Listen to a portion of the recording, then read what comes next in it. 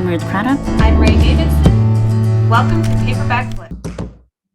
Well, welcome back, everybody, to Paperback Flicks, where we talk about books that have had film adaptations. Last time we talked about Harry Potter and the Sorcerer's Stone.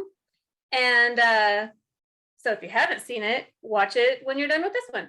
And in the meantime, we're going to be talking about Jane Austen's Pride and Prejudice. So buckle up because we got a lot to say. Anyway, I'm Rae Davidson. I'm here with Ruth Craddock. I'm Ruth Craddock. Yep, that's me. Welcome to Paperback Flicks. Yay! Well, so last time we did a movie that has it's a book that has a film adaptation, and this is completely different. This book has been around for like 200 years or something, and I feel like that might not be accurate. Might not, but that's what it feels like. Is it close enough? A good long time.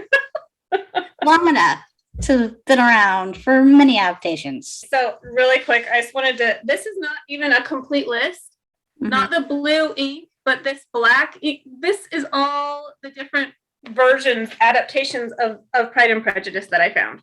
Wow. I did not watch them all. You can see the little check marks of the ones that I actually was able to watch. Wow. I only watched two. Yeah. Were the ones I was like, we're going with that. Well, and there's some of them that I have watched before, but like I didn't watch them specifically for this, so I didn't count them. But we'll get there. I actually kind of wanted to start talking about the book itself. Okay. So kind of, I don't know. I know there's a lot of different opinions, but I wanted to kind of get your overall take on the book, the writing style, how it affected you, whatever. Okay. One of the first things I noticed is it's been a while since I've read this. I want to say last time I read it was in college. And this time actually tuned is on audiobook with actually Rosamund Pike, who plays Jane in the newer version with Keira Knightley. She was the narrator of the book, so it was actually kind of cool. But hey, one of the actors that was in one of the movies, and she did a really good job. She was actually really awesome. So that was fun. But one of the things I noticed is just how different her writing style is to what's considered modern style now. Right. There's like, you know how last time we talked about there was a couple times in Harry Potter where she sort of talks to you and tells you something without showing you. This book is so much about telling you. It was all about telling you. You get a lot of what the author thinks. The author tells you all these things about the character without like having a scene for it. It feels more omniscient perspective because you can get all these different scenes, and it's not so much that we get from the perspective of the person that scene's happening to. It's like the omniscient, third person narrator. So we can get what everyone's thinking and what everyone's doing. And I do appreciate that style of writing when I was younger. It's just been so long since I've read that. And it was, in a way, it was kind of refreshing. It felt more like you were being told a story than so much being a fly on the wall, if that makes sense. It almost feels like the narrator is a character. Yeah, definitely. One of the things I forgot was how much of the story is told through the letters that are written between different characters. That's actually really effectively done in this novel. Whereas you could see that as being like, oh, that's a cop-out, or instead of having a conversation. But that makes sense for the era. That's how they communicated a lot. It helps that they wrote really good letters and were very articulate. And sometimes they are creating a world. The author is creating a world. In this case, Jane Austen is just telling you a story within the world that we already have. Yeah, this was her world. This is like what she knew. It wasn't a fantastical world or someplace far away. So you really get the sense from reading this that she was a very strong observer of people and circumstances and the class system and everything that was going on in that time. So I tend to sometimes go to, like, as I'm like researching or whatever, and I go down little rabbit holes, and I went down the Mark Twain rabbit hole. I don't know if you know anything about Mark Twain's opinion on Jane Austen. No, I don't. Please. Publicly, he seems to hate her. He actually wrote an essay or something that was never published, but it is in a museum in California. Oh, okay. All about like the argument against reading Jane Austen. And he's got all of these quotes where he's like, one of them that like actually kind of made me giggle was that he says that a library is made better by the omission of a Jane Austen work than if it had no other books at all. And another one, like one of them was hilarious to me, where he says every time he picks up a piece of Jane Austen's work and tries to read it again, he's reminded about how violently he wishes he could dig up her grave and bash in her skull with her own shin bone. Like he seems to really, really hate her. Wow. And then I have not liked writers before. I mean, I am not a Stephanie Meyer fan, but I would never wish that upon her. Right. Well, so now I was like, geez Louise.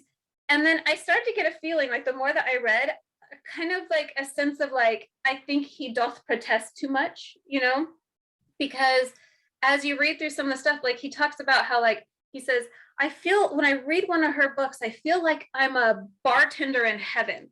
Like, I don't feel like I belong there because here I've like not good enough for Jane Austen's world. Is that right? Like if I stepped into a parlor there, I feel like everybody would be judging me, like all of these saints that would be judging the sinner or whatever.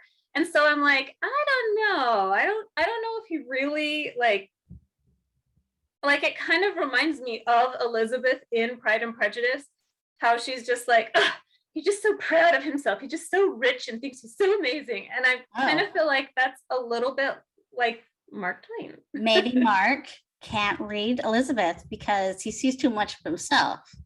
Right. And he doesn't like it. I just thought that was funny. I was like, oh my goodness. I did not know that. That's fun. I did not know that he hated Jane.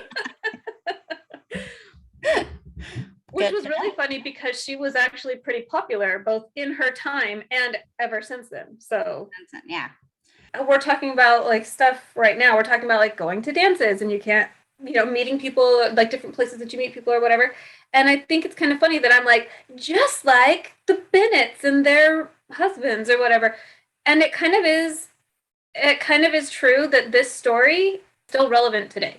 All of the commentary and all of the personalities that she puts out there, like maybe they're a little bit extreme. Maybe the mother, the Mrs. Bennet, maybe there's nobody who's actually like that. Like I kind of feel like that. Have you like met my mom?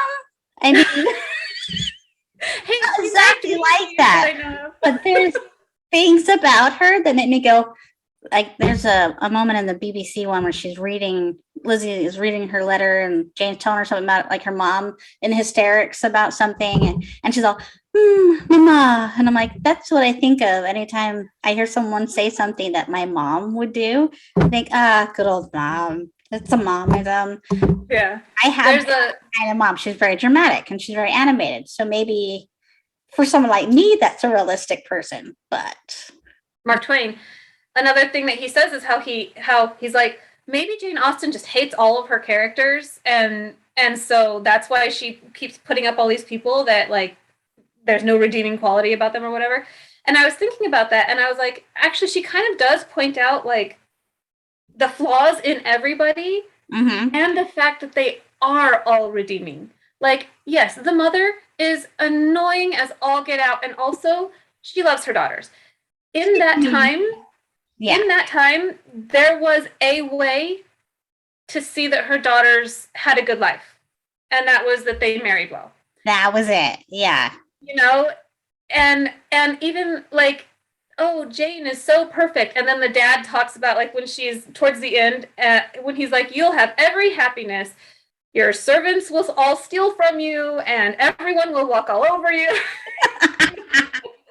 Because you're so sweet that it actually is a fault now. Like everyone does have their faults and everyone has their redeeming qualities. Even like Lydia and Wickham, who like at first you're like, you're garbage and you're letting yourself be garbage right along with them. And yet, like at the very end of the book, when she's talking about like, we would help them out. No, we weren't comfortable with them coming to the house, but we wrote them letters. Mm-hmm. Like they kind of made that peace with them. You know what I mean? Yeah. That everybody had a redeeming quality. Mm-hmm. I would argue that she wrote realistic characters in that way, that they made it more three-dimensional, because everybody does have flaws. We all have our flaws, we all have our weaknesses. And what makes this interesting is that we have these things we have to overcome. And yeah, there's the whole story arc and the character arc, but one of the things I like about the way she writes is that you don't sense that that's happening while you're reading the story. You just feel like you're just reading something that's actually happening, and you're just in the middle of this world and all this drama. Yeah. But like, you're not like mindfully aware of the fact that this person started this point and they end over here, and that you don't notice the mechanism of writing and storytelling while you're reading the book because of how she tells it. It feels so natural. Whereas I feel like there's sometimes you're reading a book and you can just feel that they're hitting all the notes. This happened right at this point, and this happened at that point, and they're doing all like the formulas. And personally, I feel like when it's formulaic like that, and the characters are all just kind of stereotypical and they just fit a certain role, yeah, it doesn't feel natural, and it's not as enjoyable as something like this. Like, I feel like these were real characters. Yes, right. Some of them are very silly and very extreme, but I think at our heart, I think we all have an extreme side. We all have something that, if seen from like a certain perspective, would seem rather strange or odd or just over the top. But it's normal to us, but it wouldn't be to somebody else. You see them be human, and they'll feel like they are being their best selves. And as they improve, like, you can see it if you look at the characters that you were introduced to the characters that you end up with. But at the same time, just like people, like, I have become a much better person for having children, for learning to deal with my husband. We got married very young in today's, I was 20, he was 19, like, Yeah, pretty young for today, Mm-hmm. And I had to become a much less selfish person because now I was living for other people. You know what I mean? Yeah. But you didn't see that all at once. You don't go, that was the day you became a better person. And it's like that. It like progresses chapter by chapter. Mm-hmm. And that's what I could say is that even with Jane, who's I think is probably the closest thing to a perfect character, or like the most flawless, she still has her flaws in that she's so willing to see the good in people that she's deceived in Bingley's sisters and believing that they genuinely care and that people are genuine, and not being able to see the guile is against her nature, so she doesn't see it in other people. And so even her strength is sort of a weakness because it can be turned into one. And there's that point, like, when she actually is like, Caroline is so cruel to me. Like, I don't know that I can completely get over the fact that Caroline has been Bingley's sister, that she has used me. So, and Elizabeth congratulates her. She's like, that's the most unforgiving statement you have ever made. Finally. To me, this book is ageless because we all might feel like we're Elizabeth, but we're all a little bit these characters. There's always somebody that you just have faith in, even though you really should. They may not deserve it. Yeah. There's always times that you contain pride. When I was talking with somebody about this, and they were like, you could just call it, instead of Pride and Prejudice, you could just call it Darcy and Elizabeth or whatever. And I'm like, maybe, except that they both display pride and prejudice. And that's kind of that's the theme of the book, is that everyone on some level has pride. Even with Jane, her pridefulness is that if she is this good of a person, then surely others will be that good to her. Mm-hmm. So going down this list that I have, like, the first film of it is in 1938. Okay. And then there's another one in 1940. That was a television movie. And then there's another one in 1940 that had Laurence Olivier. Oh, really? Was Laurence Olivier in everything at some point? I think I'm in every adaptation of every story that's ever existed. And yeah, I couldn't get a copy of it. I was so determined. I looked everywhere. I was like willing to like buy it from Amazon, and I could find a thing about like people talking about like doing this kind of thing, talking about it. I want their blog. They'll be like, "Where did you find the movie?" I don't believe you actually saw it. You lie. So there's 5 miniseries between 1952 and 1995. There's 5 miniseries, right?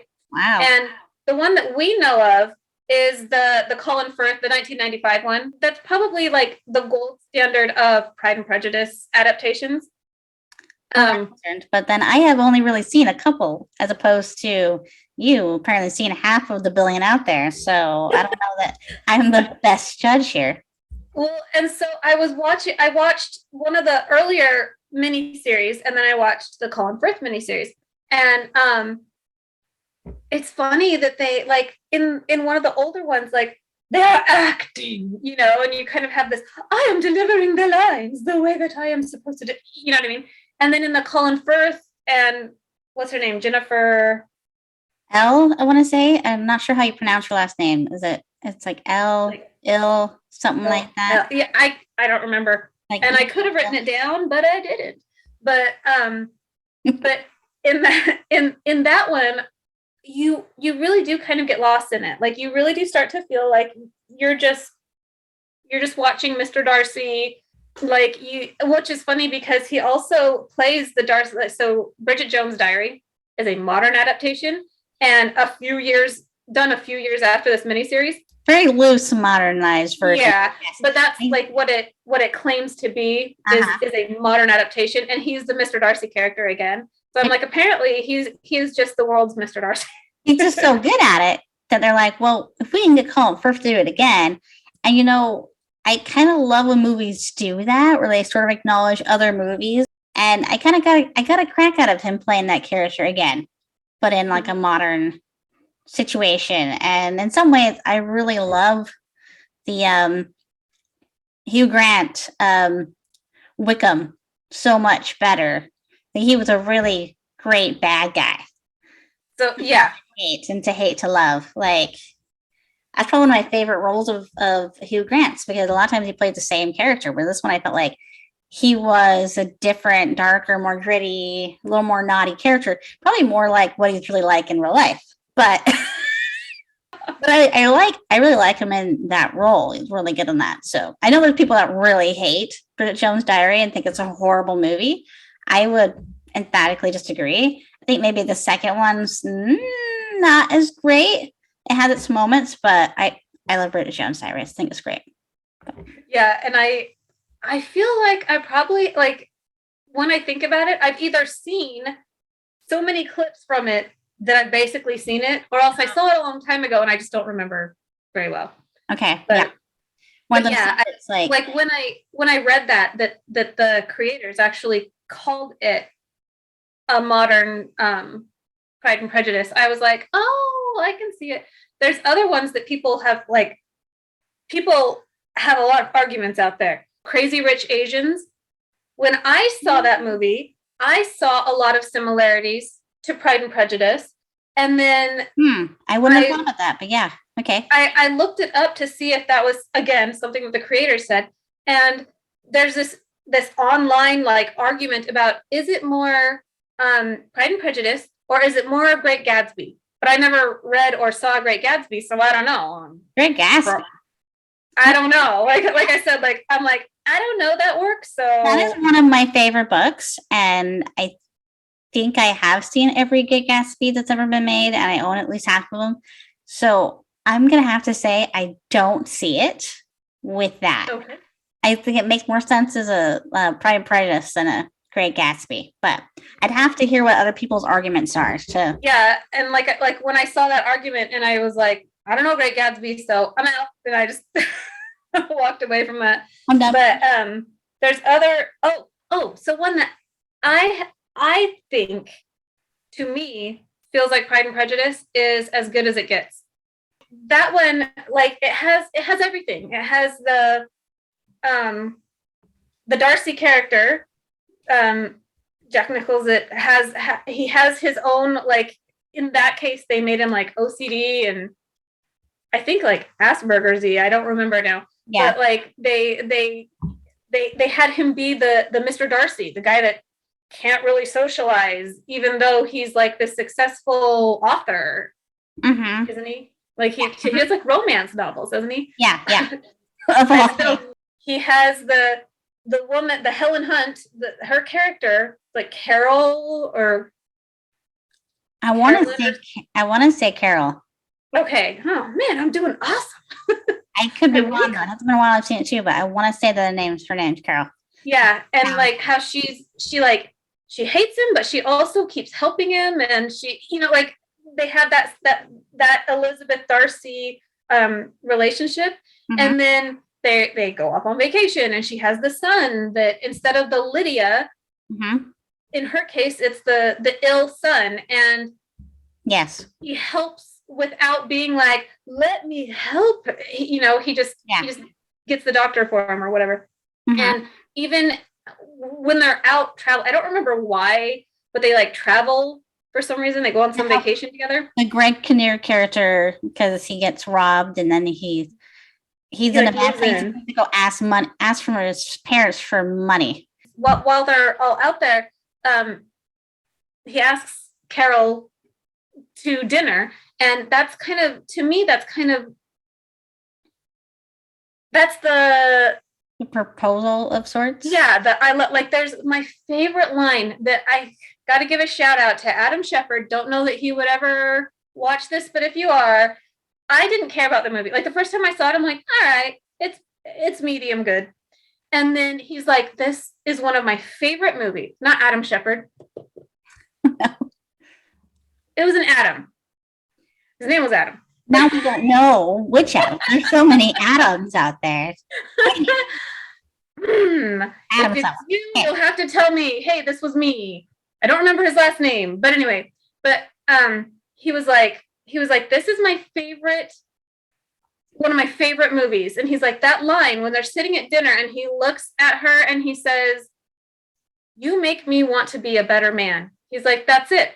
I know that I want to find someone someday that makes me want to be a better man. And I was like, now I need to watch this movie again. Like, like I was just like, that's awesome, and, but he has, and then at the end of the movie, the end of As Good as It Gets, like he is overcoming. He walks on the cobblestones or whatever. He walks on the cracks. He walk on the cracks and Yeah. And so I'm like, I couldn't find anything where anyone else agreed with me out there, but I decided that that's a modern adaptation of Pride and Prejudice. Yeah, I can see that. There's when you first said it, I was like, what? But you make a good argument, actually. I think that makes sense. Of the ones that you've seen, so you've seen the Colin Firth miniseries, you've seen the Keira Knightley. I'm guessing you've seen Zombies. I have seen Zombies. I forgot about it, but I have seen Zombies. So in my like attempt to like bring a little bit of Jane Austen, do you see my hand? Do you see my my Japanese blades? They're like displayed on the rack back there. Like they all learned how to kung fu and fight. Yeah, my husband was like when I was like, oh, I'll put flowers up here, and he's like, we can just move these out of the way. I'm like, no. Pay a little homage to the Pride, Prejudice, and Zombies. Yeah. So that one, to me, I know there's a bunch of people who are like, you ruined it. You ruined Pride and Prejudice. I don't think so, because they know, like, if you want straight up Pride and Prejudice, you can get it. This was something that is decidedly different from the beginning. They're like, this is that story set in the same time frame in an alternate reality where there are zombies. Like, there are zombies. There you go. Yeah. And so you enjoy it or you don't. But if you're if you're comparing it to the Pride and Prejudice story, it goes up really similarly to the point of once Wickham takes her to the church where All the he's zombies. like got the zombies that are like eating pigs' brains instead of human brains. Mhm. That's where the story really diverges. And the Darcy, Yeah, the there's no Darcy, brain eating in Jane Austen's book. Just to clarify, because anyone was confused. but because in the story, of course, Wickham, the thing that makes him evil is that he's willing to do whatever he wants, and it could destroy Lydia's life, and it could destroy all of her sister's life. Mm-hmm. Well, in the zombies, it's the church. It's the reveal of St. Lazarus Church where he's like, hey, look, they're eating pig's brains and they're able to retain their humanity, you know? And then it turns out that he's actually, spoiler, he's like the leader of the zombies. Oh, no. You know? It's not a spoiler if you've actually seen it, or as you're watching it, you're like, dadoy, like clearly he's in league. But the storyline is actually really, really similar until somewhere after the proposal of the cousin, it gets really different. But I have to say, it has my very favorite argument scene. So like all of them have the Lizzie Bennet and Darcy, when he shows up at the cousin's house and they get in kind of a fight, kind of an argument, you know? Yeah, the proposes. proposal. Yeah, he proposes and she's like, you're the last person.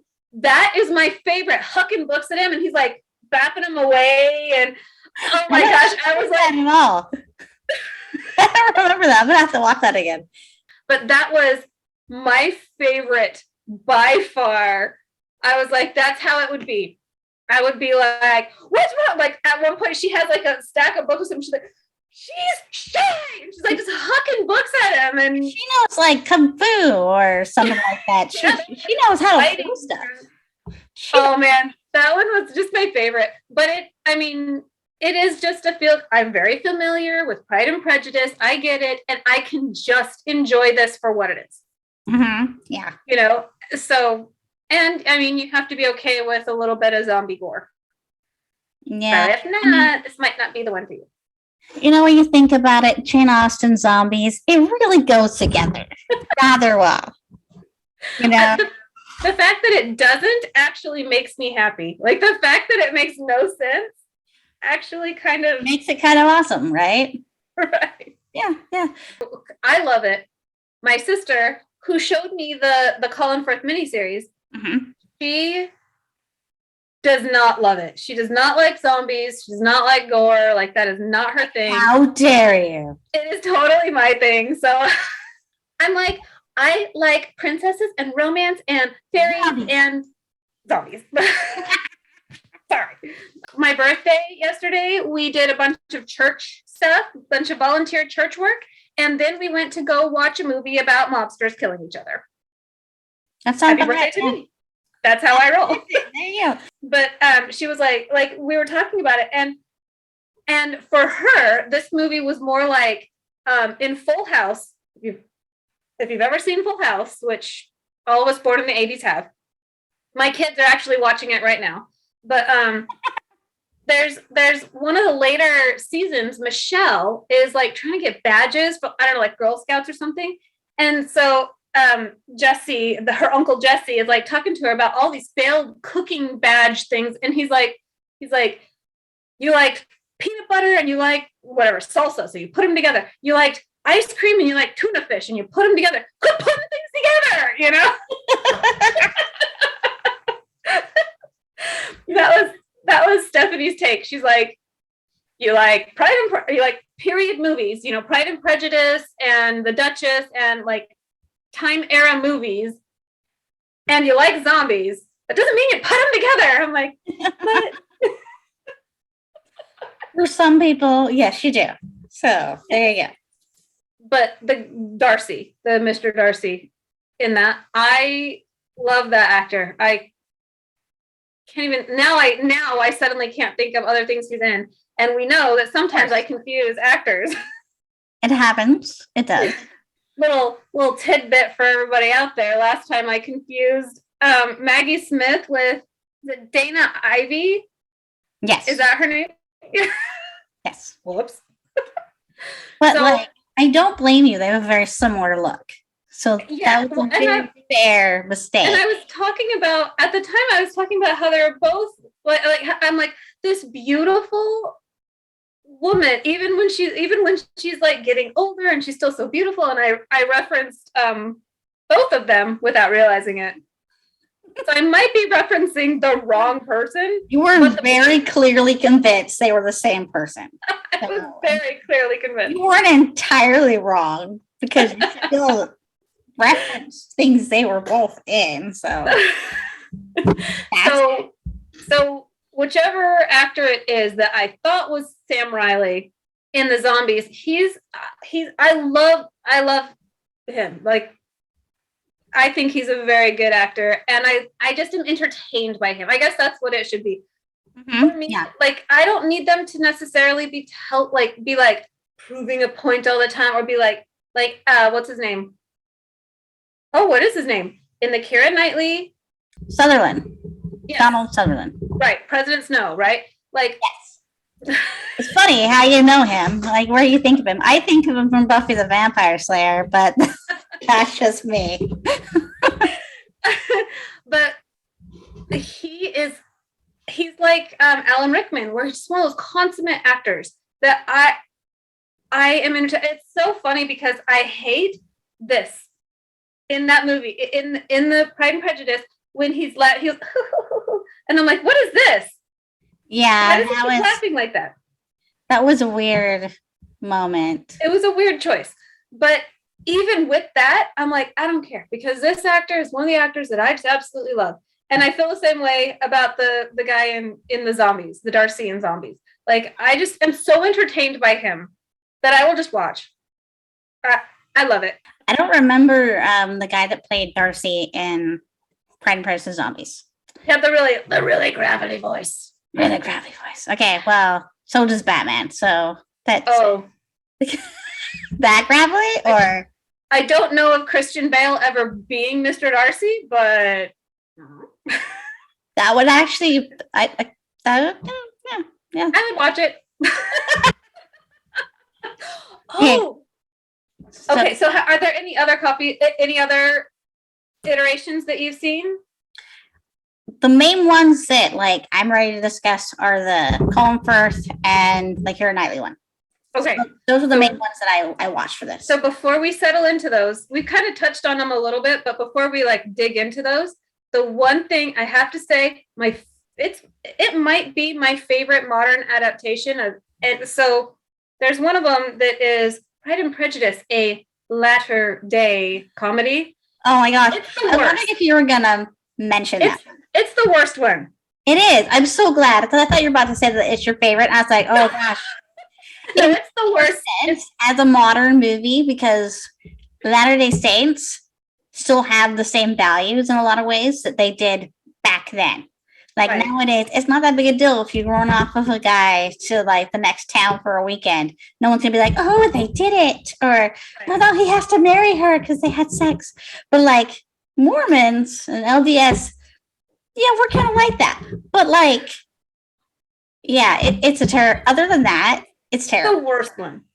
It's the worst. Anyway, but no, my favorite one was, there's a web series called the Lizzie Bennet Diaries, and you can go and go to it says complete playlist. It's 160 episodes, and they're all 3 to 6 minutes or something. Okay. I'm like, that's a lot of episodes. Yeah, no, I binged it I had to split it into 2 days because kids, but no, every episode is a few minutes long, but it was so entertaining. It is Lizzie Bennet is doing a vlog, a video diary. Okay.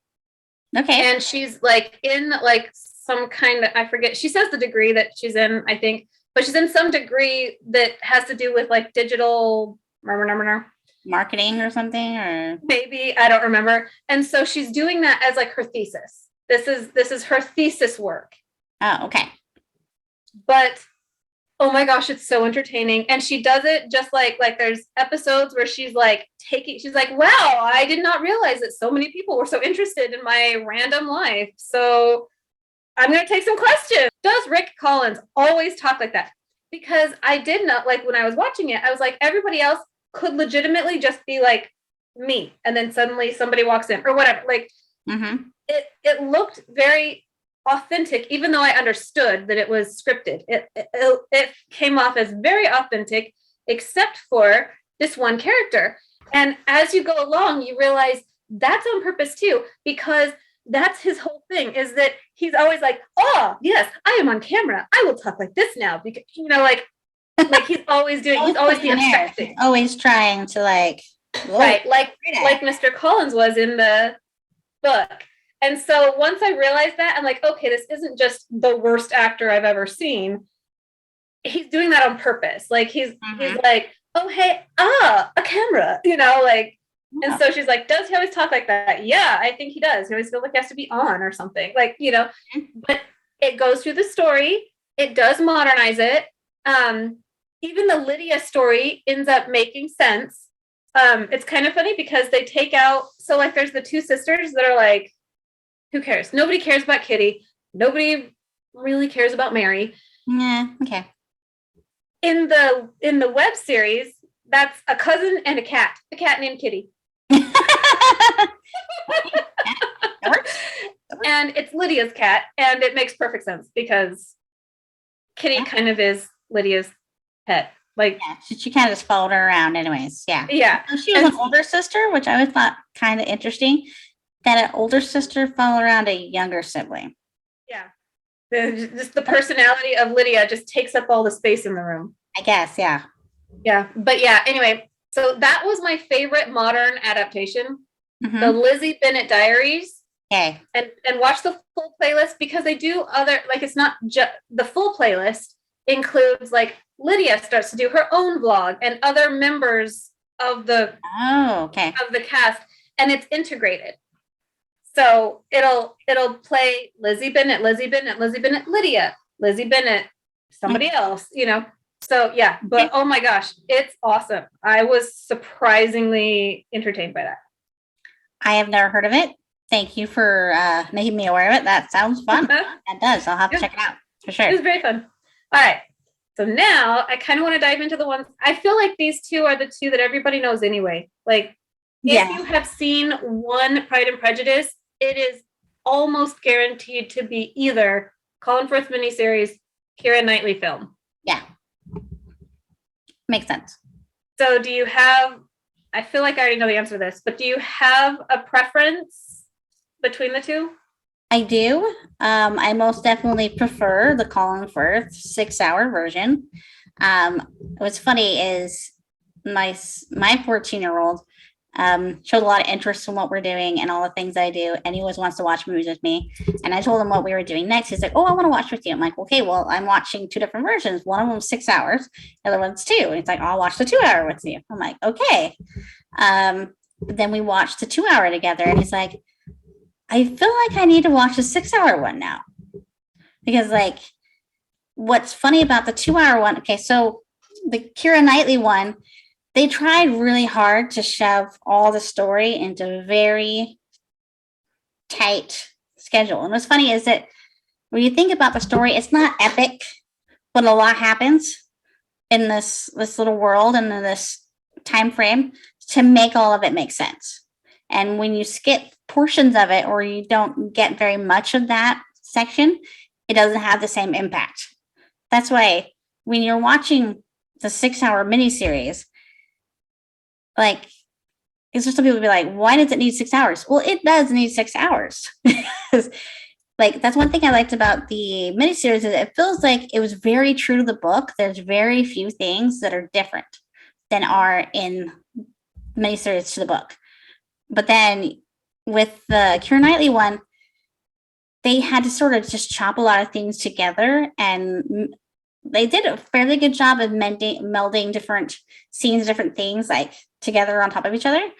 But one of the things I really didn't like about it is that they had so many times, so many characters were talking on top of each other, and saying that all this dialogue that you're so so iconic. If you've read the book and you've watched all these different adaptations, you know the scene by heart. So you know all these like amazing lines, this great dialogue, and then they're all talking on top of each other. So you're missing half of it. And then for the 2 hour one, I feel like you have to have actually seen another version of this movie or read the book in order for it to work for you. Yeah. It assumes that you know the story, and so it doesn't take the time for you to get to know the characters really or to explain all the circumstances. And so it doesn't work. It didn't work for my son because we had to constantly pause it and I had to explain. It's like, wait a second, what happened? I don't understand. I'm like, we watch it with subtitles because I have horrible hearing. So I always watch movies with subtitles all the time. So he's like reading and he can see what they're saying. So it's not like he doesn't understand what they're saying. It's just everything's happening so fast and everyone's talking on top of each other that he needed me to constantly explain. He's like, wait, I don't understand. What happened? What's going on here now? Like, what? So that was the thing that was funny about it is that you really, the Keira Knightley one assumes that you know the story already. You have to know the story to really get what's going on and really appreciate it because they don't spend enough time developing everything and they shove so much into a short amount of time. Yep, that was exactly what I thought. For what it was an excellent Cliff Notes version of it. So another one that I saw was the Wishbone. Do you remember Wishbone? Wishbone, oh my god. The little dog. I forgot all about it until you just mentioned it.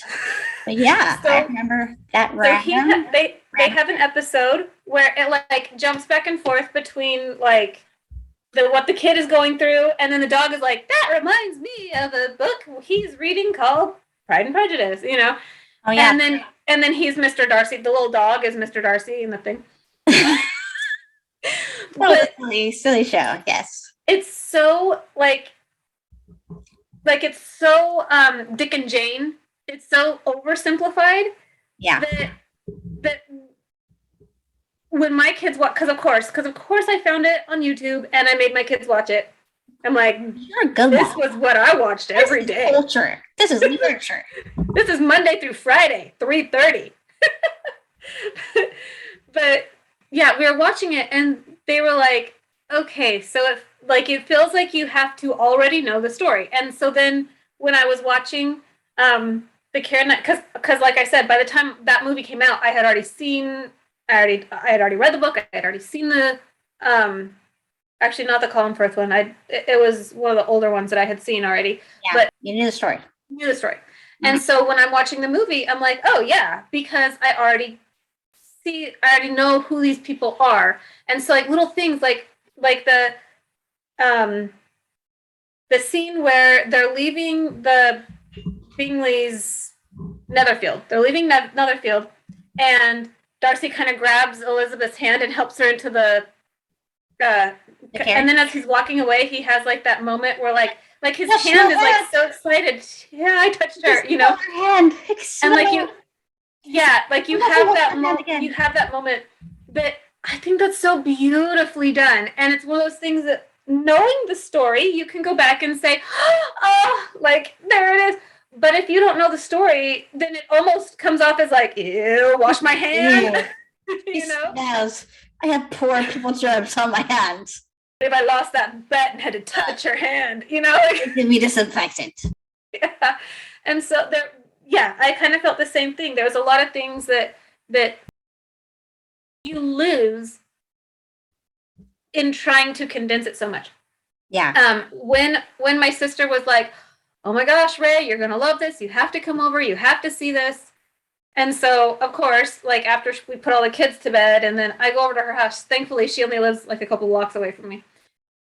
I go over to her house and we would watch like, because it's in like the 6 different installments, isn't it? Yeah, like 6 episodes.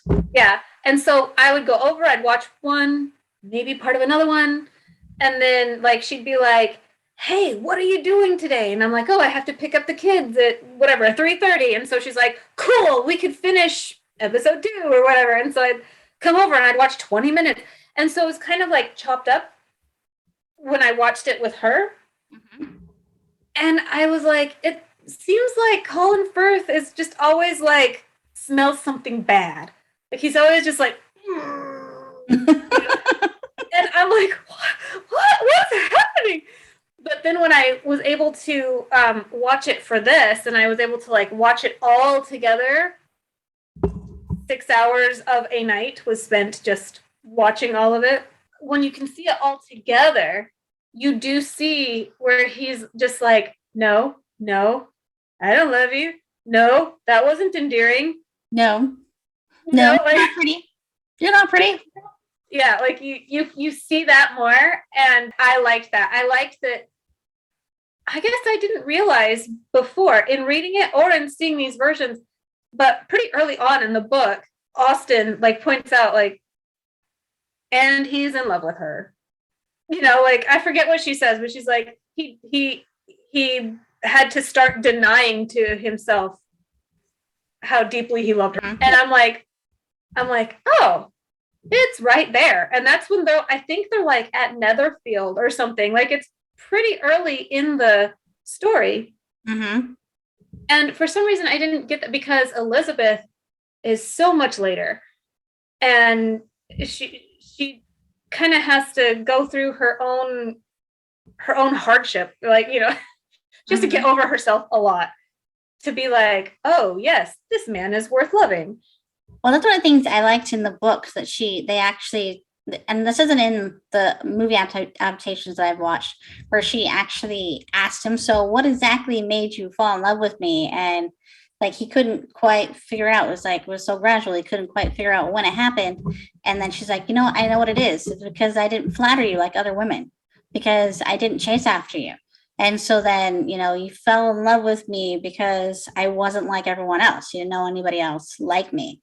And so then you learned to care about me instead of worrying that I was just after you because of your money, because I wasn't interested at all. So I love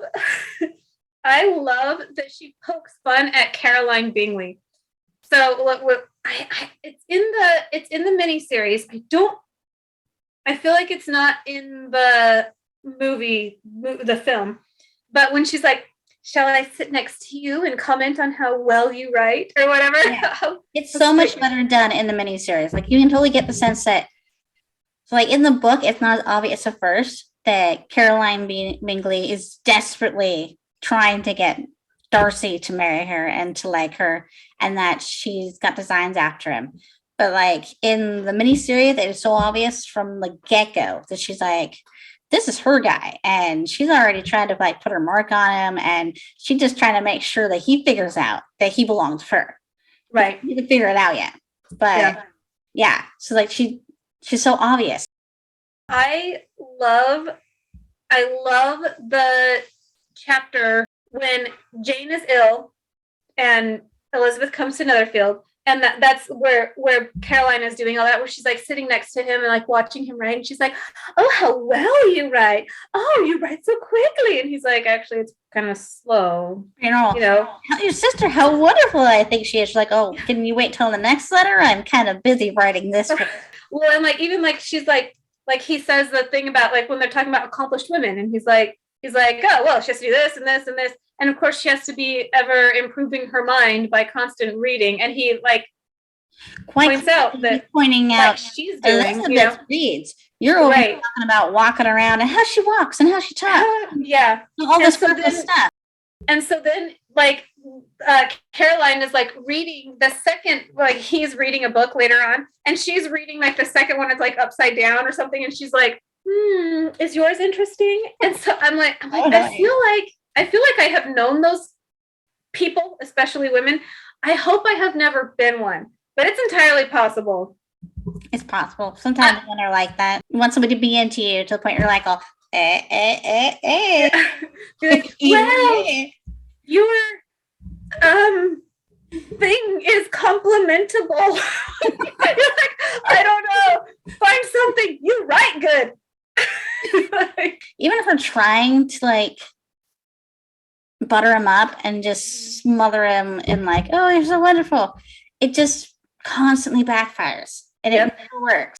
And later on it does too, when they are at Pemberley after Elizabeth has been there, And she has gone, she's like, oh my goodness, she looks so brown. And he's like, well, she's been traveling in the in the summertime. sun, like That's what happens. the doy, and she's like, oh well, there's nothing that amazing about it. She has decent teeth, I suppose. But I remember Mr. Darcy saying something about how, and he's like, yeah, I did say that. I was kind of a jerk. Actually, she's probably one of the most beautiful people I've ever known, and Exactly. just She's like, trying to like bait him, but then she ends up pretty much making him confess that, hey, I think she's way better than you. she improved forever Darcy's love of Elizabeth. Comparing the two, there are things I really like about both Jennifer L. and Keira Knightley's performances. I would say maybe more because you have more time with Jennifer and you get to see her as a character and see her develop the character. I do prefer her. I also like that she's a beautiful woman, but not like in like an obscene, like crazy, gosh, look at her. And I like that for Elizabeth, that Elizabeth to be an attractive woman, that you would only truly appreciate how attractive she is the more you get to know how beautiful she is on the inside. Like she's beautiful, but she's even more beautiful when you realize, she's so smart and she's so funny and she's so clever. Whereas I feel like Keira Knightley, I know there were moments in the movie where she looked kind of funny, but in general, she's a very pretty woman. And Rosamund Pike, that plays her sister, she's an extremely beautiful woman. Yeah. Like you can totally, in the newer version, you can totally see why they would be picked out from everybody else in the room because they're the two most beautiful women there. The BBC one, I like both Jane and Elizabeth are beautiful, but they're like a very natural beautiful. They're very girl next door. The Jane in that one, in the 95 miniseries, she fits the aesthetic of the time perfectly. Yes. It is like the artists of that day drew a person and breathed it to life. She is Jane. Exactly. Yeah, she is exactly what they would have drawn. My book has like the little artist renderings, like the chapter headers and stuff like that. And she is it. Like she is the aesthetic 100% for that time. 2005, Jane. You just said her name and I already forgot it. Yeah. So she, I think, is today's aesthetic. Like for today. She's very modern beauty. Oh, yes. She is so beautiful. You look at her and you're like, even if I don't usually like blondes, she's beautiful or whatever. You know what I mean? Yeah. Like, some people have a very period look about them. Like there's some people you see them in a period movie and you're like, no, they don't fit with that era at all. I love Rosamund Pike. I love Keira Knightley, but in a lot of ways, they are too pretty for that era. They're exceptionally pretty. They have the modern beauty that, I don't know, I feel like it just didn't seem to, it wasn't appreciated then, and so they would have changed their look to fit the modern era. If they lived back then, they would have changed their aesthetic to fit what was acceptable then. Mm-hmm. And we would almost like be like, no, you took that beautiful face and you did what? Like, you know what I mean? Mm-hmm. Like, yeah. I noticed that with their hair a lot. Like the hairstyle that I was going to go for, I did it and it did not work out. But it was the Keira Knightley updo when she's dancing with Darcy, that one. And when I did it, I didn't quite do it right. Also, doing someone else's hair and doing my own is a completely different animal. Yes. But when I was trying to fit that aesthetic, I was like, the thing that doesn't work about that, like it generally works. Everybody accepts it, right? But they had like look at the 95 version, look at the 1940 version. They have like the weird like ringlety. Yeah, like just right there. Yeah. The like poofy curls right here, and they like everything else is kind of like tight and sort of like there's ringlets, but they're controlled ringlets. Right. Like the aesthetic is not what we today find beautiful. Mm-hmm. To where I kind of appreciate that the movie does kind of bring out like the miniseries holds very true to the time period, which I do appreciate because that was Elizabeth Bennet. That was Mr. Darcy. in the newer versions, we see her as beautiful. We recognize clearly the two most beautiful women at the party. Like, because if we saw really tight curls and big floofy, we'd be like, what? Okay. Okie dokie, Mhm. And so I kind of appreciate that they said, look at these beautiful women. Clearly they are the heroines of this story, But I don't know. I kind of appreciate both ways. I'm glad that they didn't make these two modern beautiful and everybody else old world popular. Like, it fit more into that cast that they were in. Right. Yeah. That works. Yeah. You just said that you loved Donald Sutherland, and I like him in a general sense. I do, but especially after I did watch the 6-hour version, like literally up until I started last night, and then I finished midday, and then I watched the 2-hour version. So I watched them like right on top of each other. Which when I first saw the Keira Knightley one, I hadn't done that like right at the same time. So for me, like the differences were just so much more noticeable because I literally watched them back to back.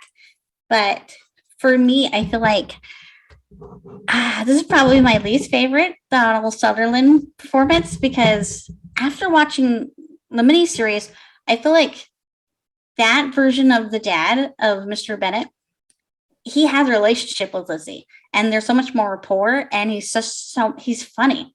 And his delivery is funny and everything. You just get that this guy is having a blast, making fun of everybody around him, and he's making the best out of the stupid situation he's in. He's got a silly wife, and he's got a bunch of silly women in his life, and he's the only man. He's probably my favorite character, one of my favorite characters in the books, because he's so funny.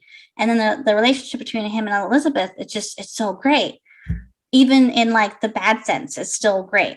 But then in the Donald Sutherland's portrayal of it, and partially because there isn't as much time to have Elizabeth and Mr. Bennet really interact in that one. It's also, he plays it almost like he's sleepy and he's tired and he's just like, he's worn out and being this house full of women, and he just like he just doesn't have the energy or the humor. And a lot of things that were really funny in the book and in the miniseries, they just weren't funny in his delivery. Yeah. And they just lost its appeal. So like there are moments where like it was a good delivery that I liked, but there were other moments where I was like, that wasn't what I got from the other actor. Yeah. And so that's one of my biggest things. So the whole fact that everything's talked on top of each other and everything is too fast. My first thing I really noticed about when I saw the Keira Knightley 2005 version the first time, like in theaters, was how little you get of Wickham. And I feel like the fact that you barely get any of Wickham, you get very little of the interaction between Lizzie and him, it just doesn't get the same effect. It's not as big a betrayal when you find out that he ran off with her little sister, or that he tried to run off with Darcy's sister like before. He lied about everything. She barely meets him in the modern version, the newer version. Yeah. She barely has any interaction with him at all. So it's like it doesn't mean anything. And he's such an important character, and he's such a great character for horrible people. As far as horrible people go, he's a great character. It's great to have somebody that seems so like engaging. He's so fun. He's so nice. And at first, like, he's actually quite a lot like Mr. Collins and Mrs. Bennet, Lizzie's mom. It's actually very much like them, but he's very good at hiding. Mm-hmm. How he's pompous and talking about himself and, oh, look at me, and like making a fuss. He's very good at hiding it because he seems just so nice and so like charming and agreeable. But really, he's like, oh, woe is me. Look at my problems. Oh, I'm going to tell you my sob story. Because he really does tell everybody. Yeah, well, she mentions that in the book when Elizabeth is like reading the letter and thinking about the letter and thinking about her interactions with Wickham, and she's like, yeah, how weird is that he's like, hello, new pretty lady. I understand that you know Mr. Darcy. Wah, wah, wah. She's like, if that had come in any other circumstance, like I was bound, set, and determined to hate Mr. Darcy, and someone was like, here you go. a reason. And she was just like eating it up. And she's like, in no other situation would I be like, this is appropriate, you know? Yeah, because he is being very inappropriate. Like it is kind of like when someone wants to tell you all their problems and you just met them and like you haven't had any rapport with them at all. And they're just dying to have somebody listen to him. But because he's so nice about it and he's just so friendly and he's just so like you don't see it at first, but he's just like them. He's just as awful. And that's part of what makes him a great bad guy because he's not obviously a bad guy at first. And Right. I think some of the best bad guys are the ones that you almost like. And they're like, ah, crap. Yeah. Jerk. Well, and it speaks to Austen's writing ability because when I read the book, I assume that this character exists to push the plot forward. Elizabeth needs to hear all these nasty things about so of course, then she meets this guy and he's like, hey, I've got stuff on him, you know. Mm-hmm. And it's only when Elizabeth points out, like, why did I think that was okay? That you go, oh, Jane Austen knew from the beginning, like she intended this to be like a ridiculous amount of negative information that a stranger is giving to someone, you know. Mm-hmm. It wasn't just a two-dimensional character to put the information out there. Yeah. It was actually purposeful that he was so forthcoming that I'm like, clever girl. I like it. Clever girl. There are things about the story you're mentioning, you know, plot device. There are some things that are like, it's awfully convenient that Mr. Collins happens to be the clergyman for Lady Catherine de Bourgh's church, and she happens to be Mr. Darcy's aunt. That's just so convenient. So it's things like that happen in stories. You almost go, and she just happens to have an aunt who came from the same area as Mr. Darcy and where his house is, and they just happen to go there. And like to those little things, you're like, that's awfully convenient that Wickham just happened to join a regiment in their neighborhood right after she met Mr. Darcy. I mean, it would, in some ways, it would seem less convenient if she already knew Wickham first. Like he just happened to be somebody she knew, and then she met Darcy, and then he's like, and then they had that whole meeting, and she's like, oh, well, what's the deal with you and Darcy? And he'd be like, oh, well, this is the deal. So it would be less obvious, but it's a book, and in books, everything happens conveniently. Yeah. Like, well, in that time, like your connection was kind of everyone because these are the gentry. These are the, like she even says, like when Catherine de Bourgh is like, tell me that you're not going to be engaged to my nephew because you're not good enough. Gentleman, I'm the daughter of a gentleman. Like that's true. Because there was the royalty and the courtiers, the people who are actually like right there. And then there's the landed, you know, gentry, the gentleman level. Mm-hmm. And then there's like the lower and they're in a very tight caste system that it kind of would make sense that all of them have like the 7 degrees of separation. You know what I mean? Yeah. Like he probably is related to more than half of the big houses. Yeah. And especially when like you take into account that he's actually supposed to marry his cousin. And that was very normal then. I had to explain that to my son. He's like, what? She's his cousin? He's supposed to marry his cousin? I'm like, that was considered normal back then, especially when like you wanted to keep family connection and money together, or you wanted to marry the kingdoms together. That was something they did. They married within the family. Well, and that was also when marriage, especially for people with money or people with title, particularly, like it was more a contract than it was like a relationship bonding of two people. You know what I mean? Mm-hmm. Like that's kind of another thing that I think is addressed pretty well in the this and other things that Jane Austen wrote.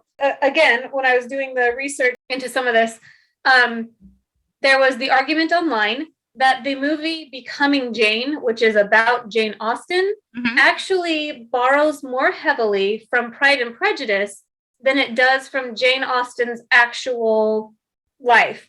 I don't know how accurate that is. But that it was kind of the argument. And as I read through it, they were kind of pointing out, like, she has the should be a good match was like, I want to marry you. My aunt or mother or whatever doesn't want me to, but I think that I would be happy with you. And then she rebuffs it, or she says yes and no or something like that. And then she wants to elope with the other guy.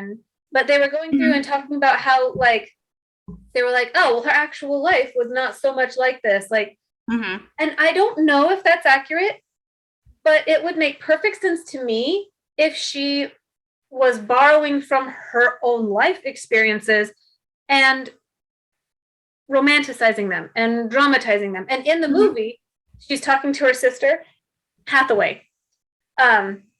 She has a line in there where she's like, her sister is like, so what will you write about? And she'd be like, oh, I'll write about girls like us or whatever. And she says something about, like, her heroines will go through all of the trials of their times, but in the end, they will get every happiness because she didn't. And I don't know how accurate that is, but the evidence in her... Accurate.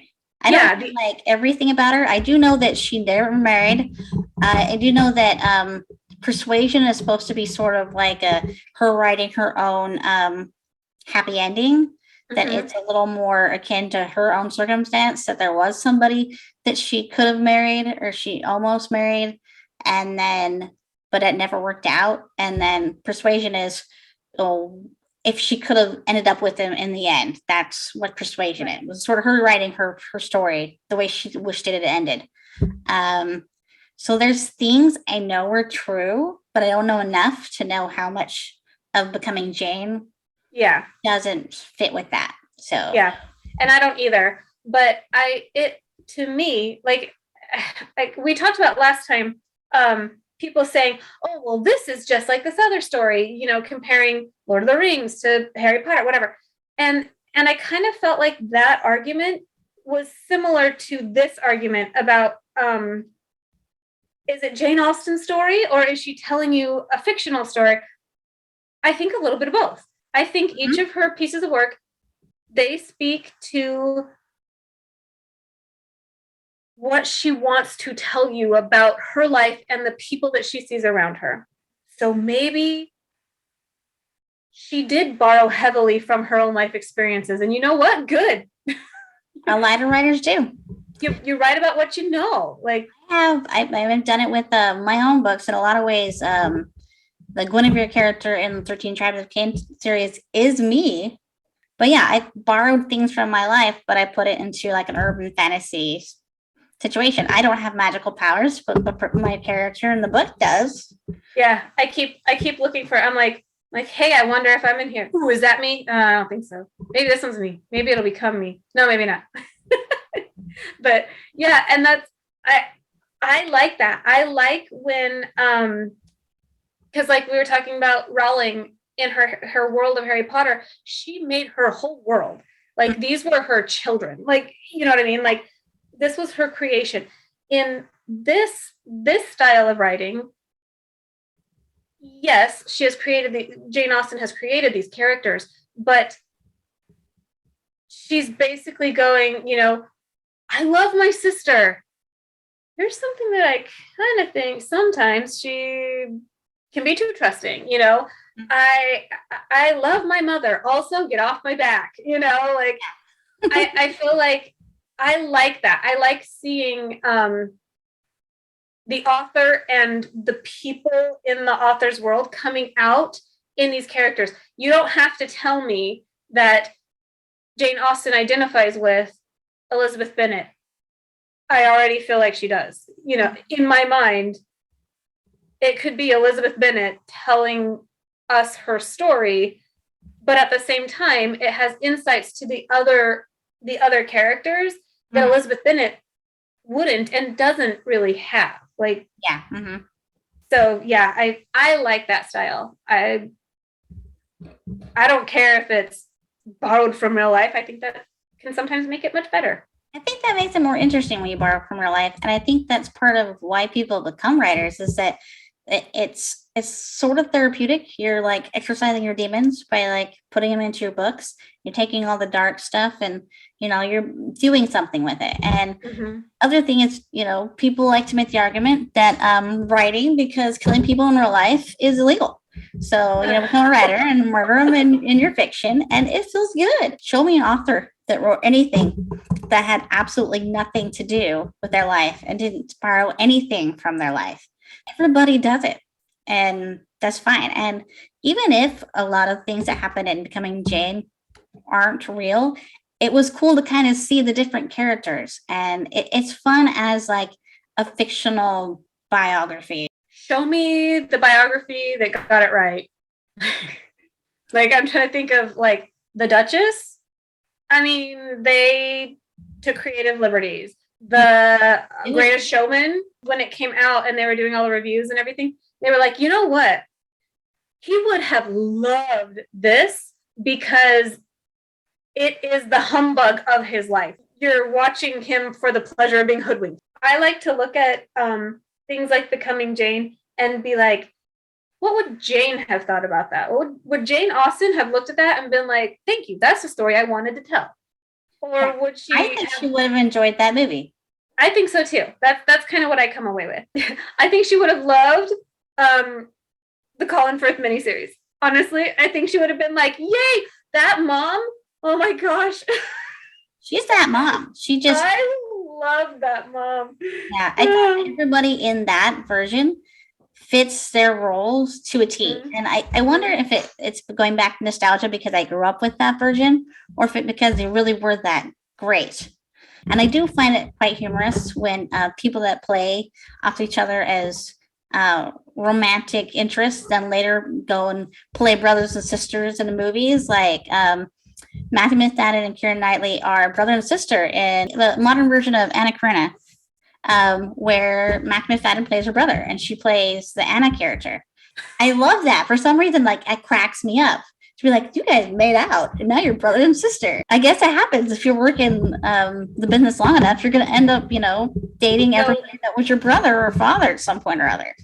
So funny enough, like, to flip that, the high school that I went to, years later, like, I had graduated. I think all of my siblings had graduated at that point, but they were doing Les Mis and Marius. Marius and Cosette.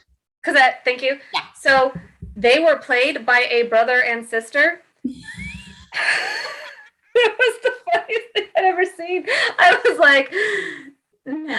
Like, I've known these kids since they were like little.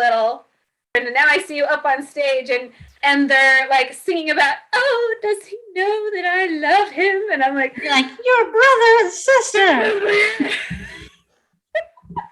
Did they do a good job despite the fact that you knew? They did a great job. And the thing is everybody knew.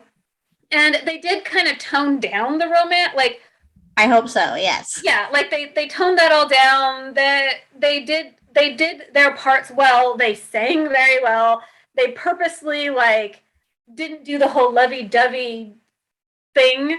It worked fine, but that is funny. It is funny to watch dynamics. That was just such a weird thing that I was like, ugh. I think I'd rather watch it the other way, where like you played a love interest and now you're playing siblings. Yeah. But last time we had talked about Molly, the actress that plays Molly. Yes. The mom, right? And yeah, she might be the mom in Becoming Jane. I don't know. She was the mom in one of them. I think she might be the mom in Becoming Jane. Okay, I can't remember. Like I said, when you see a whole bunch of them all at once, no matter how many notes you take, they all bleed together. Yeah. But watching her play the Weasley's mom, where she's a little bit fuddy now and then, but she's just so sweet and so endearing and so, I want to be Molly Weasley, right? Like, it doesn't hurt me. I'm not ashamed at all to admit that I aspire to Molly Weasley status, right? But nobody wants to be Mrs. Bennet. Right? No one wants to be Mrs. Bennet. But like I was saying earlier, my favorite mom is the Colin Firth, the hen kitty, like the just crazy over the top all the time. Mm-hmm. Oh my gosh. I hope a person like that really exists in the world. Except that I hope that I never ever meet them. You hope that you're never related to them and that you can watch them on fire and be like, mom being that way feeds into the dynamics of family. Like Mary is a middle child of this very bizarre family. Mary is like, need to prove yourself. I'm going to be the most pious. I'm going to study as much as I can. I'm going to, set myself apart by being better in the ways that I can and just completely give up on the ways that I can't. I'll never be flirtatious, not even going to try. I will never be beautiful, not even going to worry about it. Yeah. That's what I feel like Mary is. I feel like she kind of gets overlooked. I liked in the Colin Firth version, it really makes it apparent that she's like, Mr. Collins, Mr. Collins. He would have made a great wife for Mr. Collins. They were actually quite a lot alike. But it was funny that he so quickly quit the rest of the Bennet women once he got turned down by one.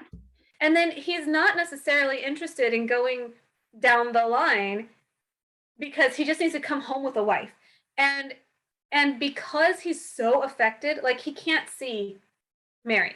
His whole motive was to, sort of fix the whole awkward situation of the entitlement and all the bad blood between his father and Mr. Bennet was to marry one of his daughters. Well, he literally has 5 daughters. You just crossed off 2 of them, and then you totally didn't even look at the other 3. As Elizabeth, I feel like I would have said, have you not noticed Mary is like breaking her back to get your attention, thinking about herself in that moment, which, I mean, with good reason, because I don't want to marry Mr. Collins either. But yeah, it is kind of surprising that Elizabeth doesn't think about that, or that neither of the parents do. I can get why Mr. Collins probably wouldn't think about it because he started off with the pretty sisters. And then it goes down to the not pretty sister. And then it's like the other sisters are clearly not options. They'd never make Lady de Bourgh happy. Oh, no. And so he's not coming home with flighty, crazy. Oh, no. He has to have somebody respectable or at least semi-decent. There's part of it's where it's like, I wish that it worked out for Mary. But at the same time, I do like how it works out for Charlotte. And I do like that the Charlotte Lucas character really represents the practical side and like the bizarreness of that era and how weird life was then for women. Your life was entirely dependent upon the men in your life. The longer you're not married in that time, the more undesirable you become, or more it's like you're not going to get married. And especially since she has like her father the knight, and like he's supposed to be so well to do. Apparently she's got no money, so it's like she's a burden to her parents. Her parents have to take care of her as long as she's not married, and she's just in this interesting situation that like just doesn't exist now, where women can take care of themselves and they can go work and get their own jobs and they can do their own thing. They don't need a man to take care of them. Charlotte Lucas is like at the top of the no one's gonna want you anymore. So she's thinking in a very practical sense, whereas Lizzie's not. So early on, the ball where Darcy and Bingley come in and you're introduced to these characters, says, oh, Bingley, you're dancing with the only handsome woman in the room. And he says, but her sister, she was also a pretty good looking lady, right? And he says, yeah, but I don't want a woman that other men have spurned or whatever, if other guys don't want her, why would I? And I feel like that actually probably had a lot of truth to it. A lot of the things that she puts into these books, especially Pride and Prejudice, it really lays bare the truth of like, that's how people thought. And to a degree, that's how people still think. I love the Colin Firth 1995 BBC miniseries. I do like the Keira Knightley movie as a movie, like as its own independent. Yeah, its own independent thing. There are great things about it. It was fine. Yeah. You do need to know the story to really appreciate it. Sure. And then as far as modern adaptations, like I said, I love the Lizzie Bennet Diaries web series. I love it. Okay. I'm gonna have to go check it out now. Says that sounds awesome. Yep, it's super fun.